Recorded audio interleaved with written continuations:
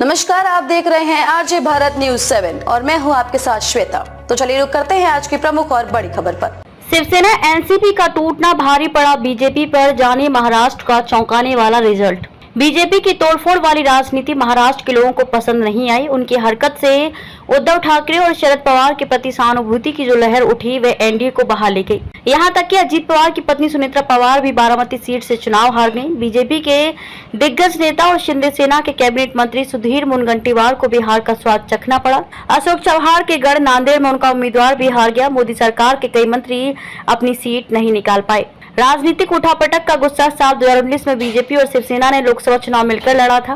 तब राज्य के 48 सीटों में से उनके खाते में 41 सीटें गई थी। कांग्रेस एनसीपी गठबंधन को 5 सीटें ही मिली थी। उसी साल हुए विधानसभा चुनाव में भी बीजेपी और शिवसेना साथ उतरी, लेकिन सरकार बनाने की बारी आई तो दोनों दल अलग हो गए। उद्धव ठाकरे मुख्यमंत्री बने, लेकिन जल्द ही उनकी पार्टी टूट गई और सरकार गिर गई। फिर शिंदे सरकार बनी और कुछ दिन बाद ही शरद पवार की पार्टी एनसीपी भी टूट गई। शरद पवार से अलग हुए अजीत पवार शिंदे सरकार में आ गए। राज्य में हुई इस सारी उठापटक के लिए वोटर्स ने बीजेपी को दोषी माना। भारी पड़ा आरक्षण का मुद्दा। राज्य सरकार ने जिस तरह से मराठा आरक्षण मसले को हैंडल किया वह मराठों को रास नहीं आया। इसका असर मराठवाड़ा के मतदाताओं पर तो पड़ा ही, साथ ही ओबीसी समाज को अपना आरक्षण खतरे में नजर आने लगा। इससे मराठा और ओबीसी बीजेपी गठबंधन के खिलाफ खड़े हो गए। अब की बार 400 पार का नारा भी बीजेपी को ले डूबा। विपक्ष दलित मतदाताओं को ये समझाने में पूरी तरह सफल रहा कि बीजेपी 400 सीटें जीतकर संविधान को बदल देना चाहती है। दलित समाज के पार्टी से दूर जाने का सबसे ज्यादा असर पड़ा विदर्भ पर। कांग्रेस ने वहां सेंधमारी कर दी, आरोप लगाए, फिर उम्मीदवार बनाए। बीजेपी ने जिन लोगों पर भ्रष्टाचार के आरोप लगाए, बाद में वही पार्टी के लिए वोट मांगते नजर आए। मसलन दक्षिण मुंबई में शिंदे सेना के उम्मीदवार यामिनी जाधव के पति यशवंत जाधव पर भ्रष्टाचार के कई आरोप लगे। वहीं उत्तर पश्चिम सीट पर रविंद्र वायकर को टिकट दिया। झेलनी पड़ी किसानों की नाराजगी।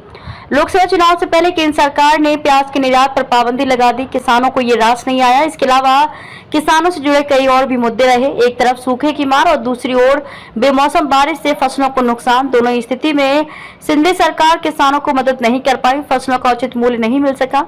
एमएसपी के लिए किसान लड़ाई लड़ते रहे। इसकी कीमत भी बीजेपी और सहयोगी दलों को चुकानी पड़ी। मोदी पर बहुत ज्यादा आत्मनिर्भरता। पीएम नरेंद्र मोदी पर बहुत ज्यादा निर्भर रहने से बीजेपी का कैडर चुनाव में उतना सक्रिय नहीं रहा जितना उसे होना चाहिए था। हर बात के लिए मोदी मोदी रटना मतदाताओं को अच्छा नहीं लगा। मुंबई की उत्तर पूर्व सीट पर मोदी ने रोड शो किया, मुंबई में बड़ी सभा की, लेकिन वे मतदाताओं को प्रभावित नहीं कर सके। विपक्ष ने मतदाताओं के सामने बेरोजगारी, महंगाई जैसे मुद्दों को रखा और अपनी बात समझाने में सफल रहा।